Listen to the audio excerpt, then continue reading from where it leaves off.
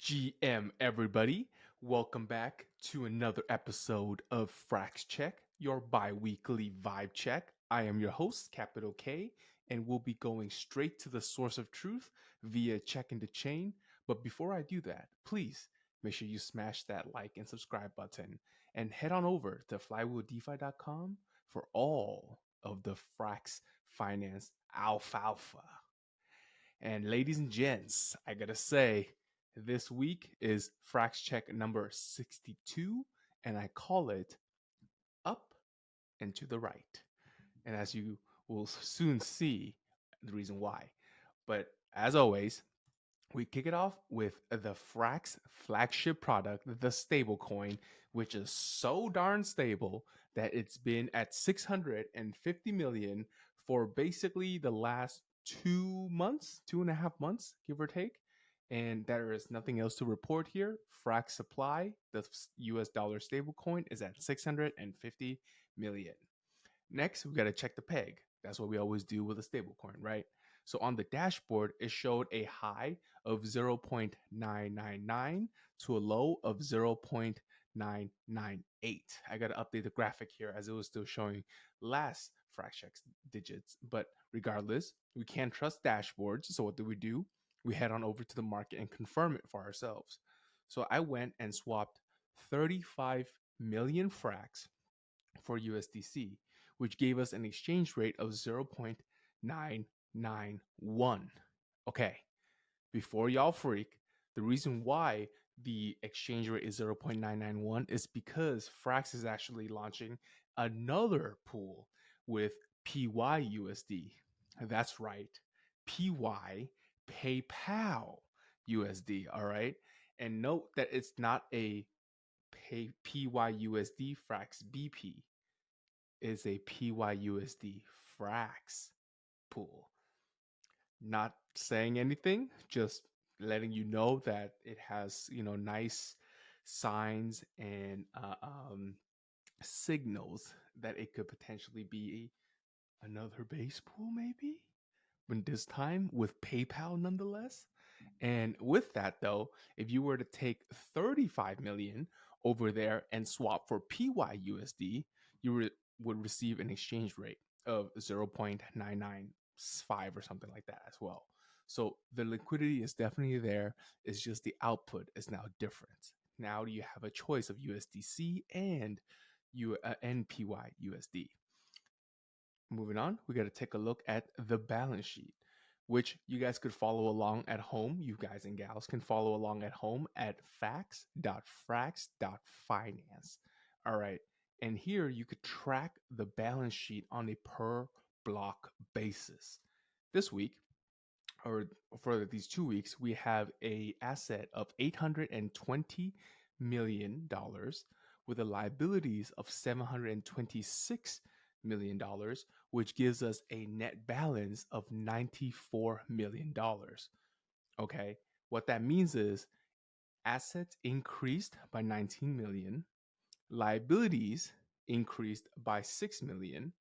That means the balance, aka the equity, must have increased by 13 million, and that is exactly what we see here. We have a increase of 16% to our balance sheet equity portion, and that is, just for context, is the amount of assets that are left over after every single Frax liability is paid out. That is massive. This is one of the largest increase that we have seen for the equity portion. And what does that really imply? That implies our collateral ratio, which I'm showing here on the screen. And for those listeners, we are at 95.6%. That is, I want to say, almost the high for the year so far. This 95.6%, you derive this calculation, you derive this through this calculation of taking the total assets, which is 820 million, minus the lock liquidity of 125 million, gives you what I term treasury assets. This is literally what's in the treasury minus the lock liquidity. Then you divide that by the Frax supply, which gives you a 95.6%. Now, this is, like I said, up and to the right. This is number one. data point number 1 to complement the theme of the week. Moving on, we have a comparison between all of Frax related pool and the 3 pool. Here, we have the Frax base pool at 59 million, PYUSD Frax at 128 million, and then Frax 3 CRV and Frax USDP totaling about another 10. So if you add it all up, we have 198 million Frax related pool versus 194 million for the 3 pool. So if you guys have been long-time listeners, you know at one point we had a 3x ratio between Frax related pool and the 3 pool. Today, we only have a 1x, and that was from the Frax base pool going from 600 million all the way down to 60 million, as you see here today. I think it's actually a testament to Frax's ability to scale down along with scaling up, because they had to get to 600 million somewhere, right?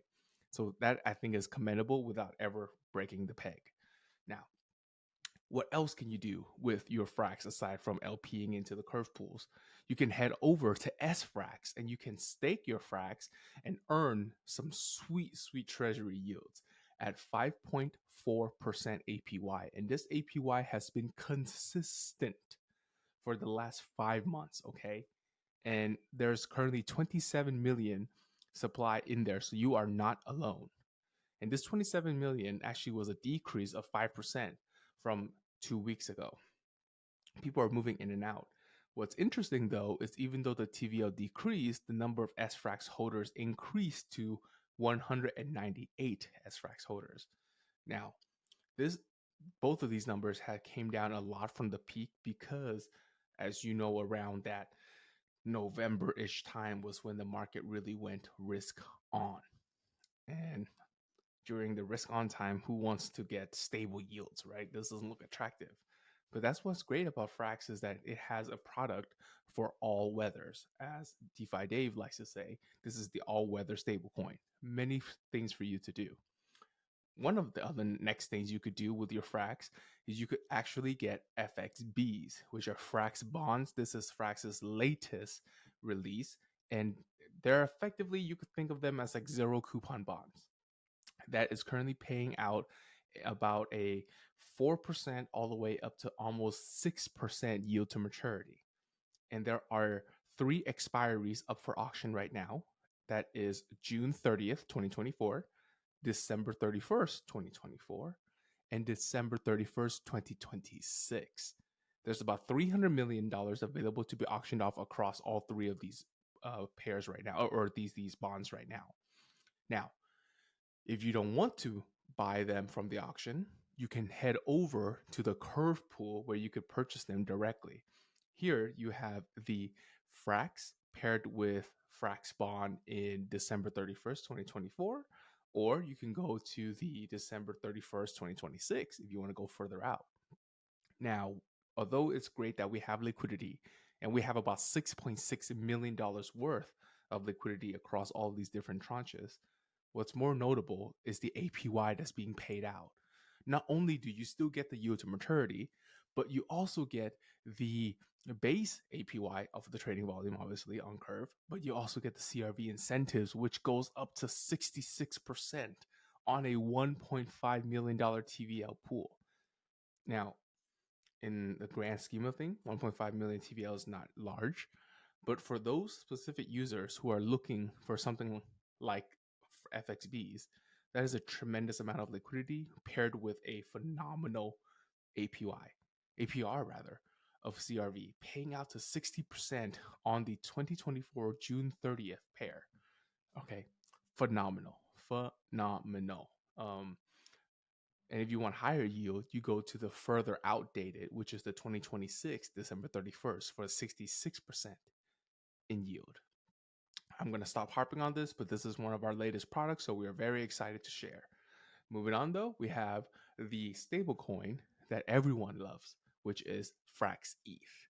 Unfortunately, before I do that, this FXB was another theme to the up and to the right part of the theme of this week. Now, we have FraxETH. FraxETH, we have 311,247 FraxETH. That represents a drop of 50 basis points. So we almost decrease about like, I want to say 700 or so, or I'm sorry, we decreased about 1,500 or so in terms of FraxETH. That meant somebody redeemed it from the, or withdrawn it from the FraxETH supply. Now, but where else are the FraxETH hanging out?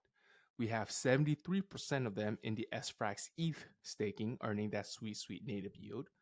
4% and about 20% in the liquidity pools of FraxETH, ETH, WETH, and STETH. All right, across all three of those, that's where they're all hanging out. With 9% of FraxETH just chilling in the ether, we call that the monetary premium, because people are willing to hold FraxETH vanilla or otherwise spent elsewhere outside of the Frax curve ecosystem. So everybody that is in the Frax curve flywheel gets a boosted yield. Now, we got to check the peg as always. And here, when swapping 3,500 FraxETH, you get an exchange rate of 0.997. I really like to see that. And the reason why is 3,500, I believe, is the largest size anybody's holding right now for FraxETH. I haven't checked that in quite a bit, but right now it is 0.997 to swap up to $8 million worth of FraxETH. But where did this liquidity come from? Well, it's 181 million TVL spread across the three pools that I mentioned earlier between FraxETH, ETH, WETH, and STETH, right? 3 liquidity pools. Though the balance, or the imbalance, I should say, is a bit alarming, right? It's 71 to 29. I saw this got as bad as 80-20. That's why 2 weeks ago we couldn't swap 3,500 FraxETH. We had to reduce it down to like 2,000. But now we're starting seeing it balancing a bit better. So I'm glad to see this. This is not up and to the right, but slowly coming back up. All right, we're gonna go to this one area that I am totally not fully satisfied about, and that is the FraxETH market share. We actually decreased by 5%, guys and girls. We dropped down by 5% down to only 2.37% market share. Normally, this is kind of in line because everyone's growing at the same rate. But what's concerning is that we have competitors coming left and right. We used to be in 4th place, but Mantle Staked ETH, or METH, managed to flip us 2 weeks ago. And now not only did they flip us, they have over 100,000 ETH more than we do. Okay, their market share is 3.1%. We are at 2.4%. Not the greatest.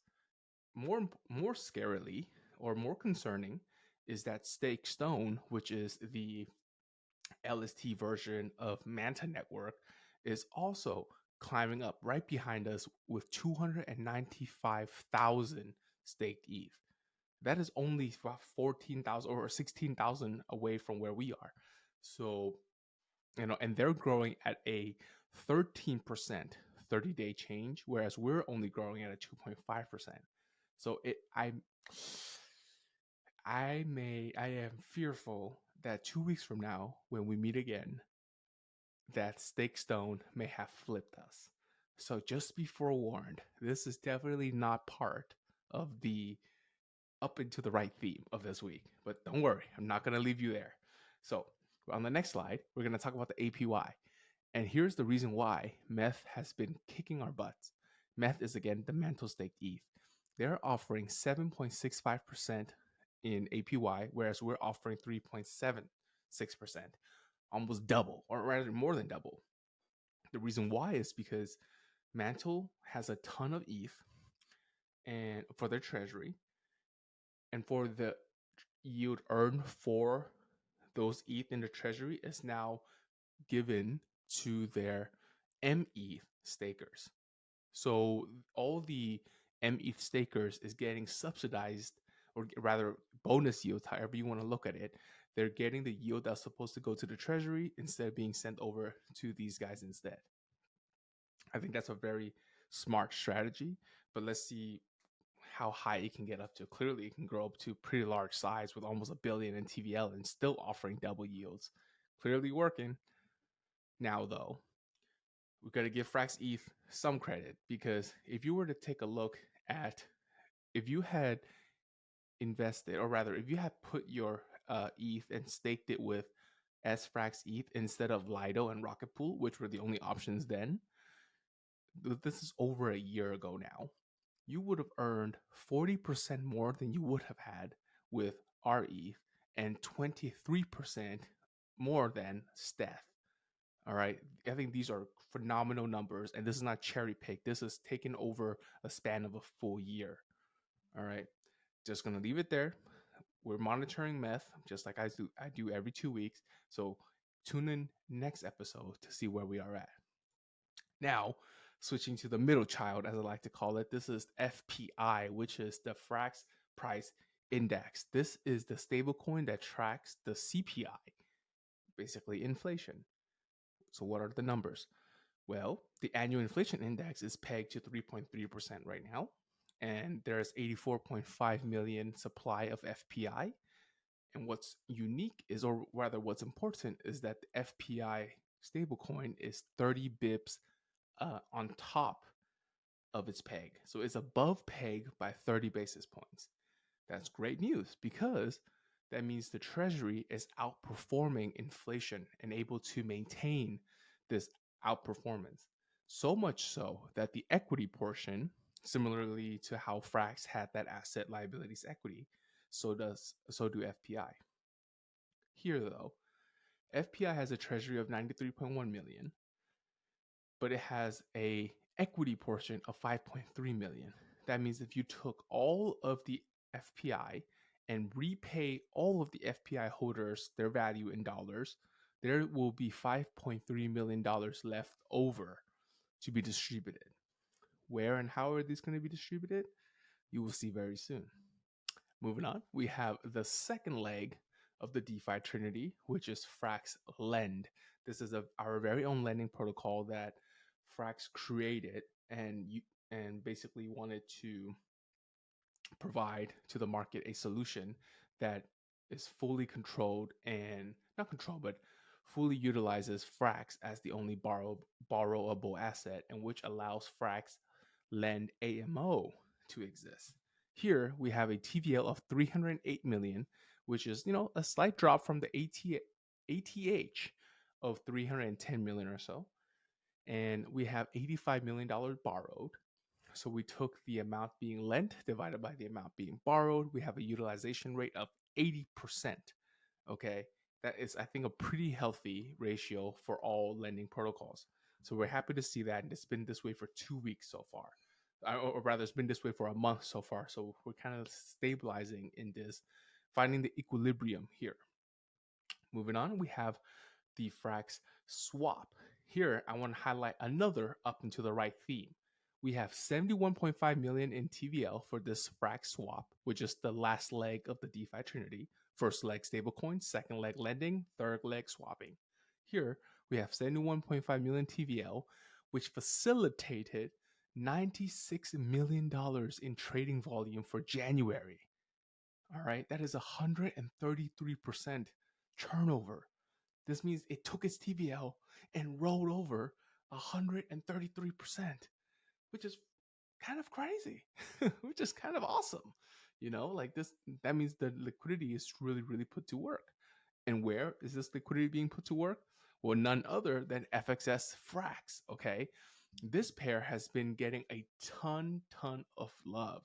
And there has been over 40 million, or I'm sorry, let me update the slide here because this warrants a slide updating.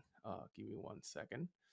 I think I have to do it over. I can't do it while we're recording here, but there was over 40 something million in normal trading volume, which normally is only about 15 million. So I kind of love to see that. All right, moving on, we have my favorite portion of all of this, which is the profitability, the show me the money slides. And right off, Continuing with our theme of up and to the right, we have the FraxLend AMO with zero increase in amount of Frax being lent out over the last 2 weeks. FraxLend generated $308,000 in January. That averages out to be $77,000 per week. All right, this is a tremendous show of product market fit. Okay, and if you were to take the lifetime of the FraxLend AMO's existence, it generated about 11% APR by lending in here, and with size. Okay, so if anybody out there is curious if you could actually make money, quote unquote, with using FraxLend, you have a case study right here. I would highly recommend you do a case study on this. Moving on, we have liquidations, which is another part of the FraxLend AMO's revenue. And as unfortunate as it was, we generated $75,000 in liquidation in January. And there was one particular out of that 75,000, 62,000 just happened 11 days ago with CVX. That was an expensive liquidation of 63,000 frags on a, I think it's a 680,000 frags debt that was borrowed. That was quite a hefty liquidation. Pour one out for the homie, and this contributed to the bottom line, obviously. But again, not great to see. Please stay safe out there. Moving on, we have the AMO for the FPI as well. Rather, not an AMO, but the FPI's monthly revenue pulled in $67,000 in profit. That is after taking care of the peg. And, you know, ladies and fellas, remember I talked about how that excess gets rolled into that equity portion? Well, that's how we increased to 5.3 million in equity portion for the FPI. Phenomenal performance so far.